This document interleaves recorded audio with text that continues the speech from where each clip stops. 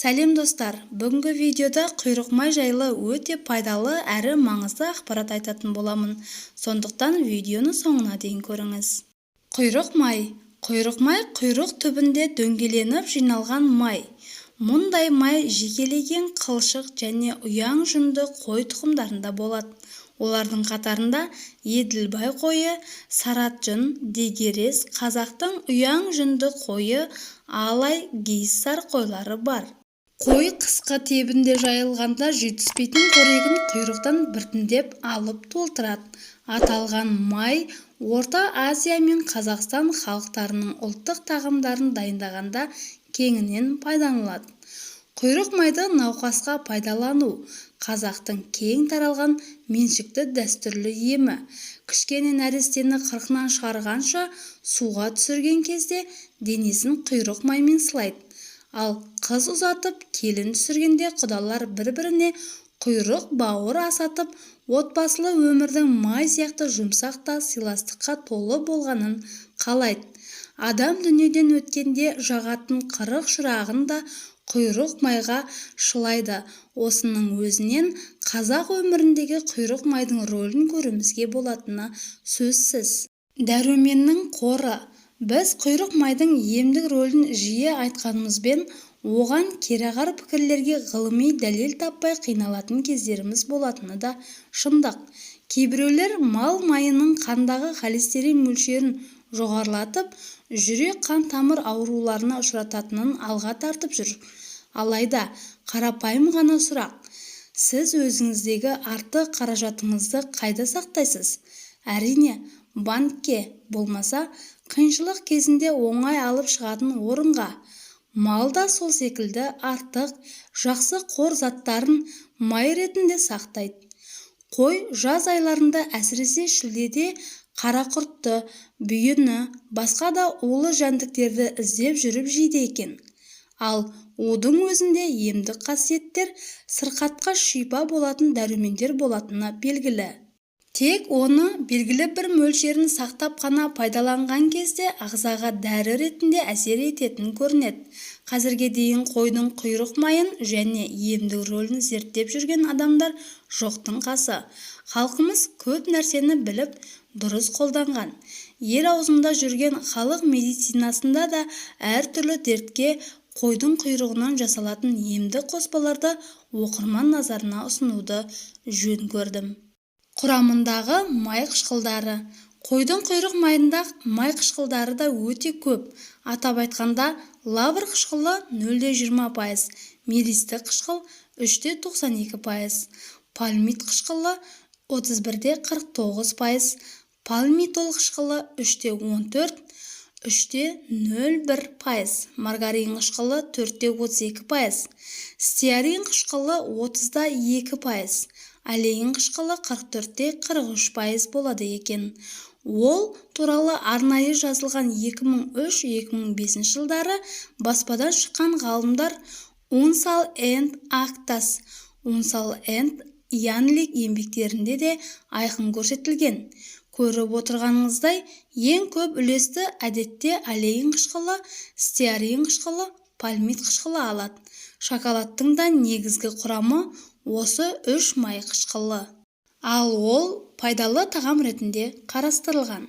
Алейн қышқылы жүрек қан тамыр ауруларының алдын алады. Жоғары температураға төзімді, тағамды қосып пісіру кезінде тұрақты, адам денсаулығына зиянды май қышқылдарына ыдырамайды.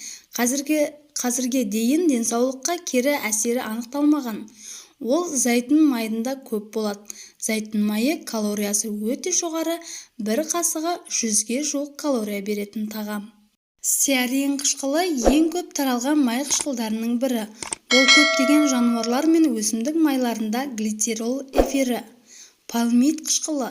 Бұл ағзаға зиянды және холестеринді жоғарылататын жалғыз қаныққан май қышқылы. Дегенмен қойдың құйрық майында басқа зиянсыз қаныққан май қышқылдардың жалпы мөлшерінен аз екендігін ескерсек, ол адам денесіндегі холестеринді жоғарылата алмайды. Көбінесе сабын, май, шам, косметика және басқа да өндірісте қолданылады. Денені неге сылайды?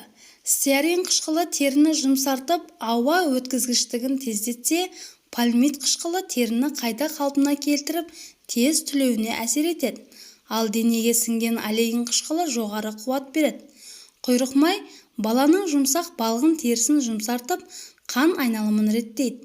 Нәресте қол-аяғын керіп созғанда сәбидің буындары жазылып, денесі сымбатты болып өседі. Бұл майдың біз білетін және білмейтін емдік қасиеттері көп. Атап айтсақ, құйрық маймен бөбектің денесін сылағанда, бұл олардың дені сау, қуатты болып өсуіне ықпал еткен. Бала сылаумен, қар қылаумен өседі деген халық нақылының астары да осында жатыр. Қойдың құйрық майындағы басқа пайдалы қасиеттері олардың жеген шөбі мен ішкен суына және нәсіліне байланысты. Пайдалысы жағынан отты жерде жайылған қазақтың қылшық жүнді қойы Еділбай, Шу қой тұқымдары алда тұрады. Халық еміне қолданылатын қоспалар. Сынаптың жарты бидайға тең келетін тамшысын 2 үлкен қасық құйрық майда араластырып әбден ерітеді. Мұны қазақтар өлтіру дейді. Бұл дәріні теміреткі, ешкі, қотыр, күйдіргі, көбірткі және тағы басқа қотырлардың түрін емдеу үшін пайдаланған. Сондай-ақ құйрық майды емген балаға тұмау тимейді. Сондықтан бұрындары нәрестенің аузына құйрық май салып сорғызып қойған. Баланың тамағы ауырғанда дәрі ішіп, жөтеліп басылмаған кезде құйрық майды ерітіп берген жөн. Бұл майды ерітудің 2 жолы бар. Біріншіден, құйрық майды табаға шыжғырып еріткеннен кейін оны бірден пайдалануға болады.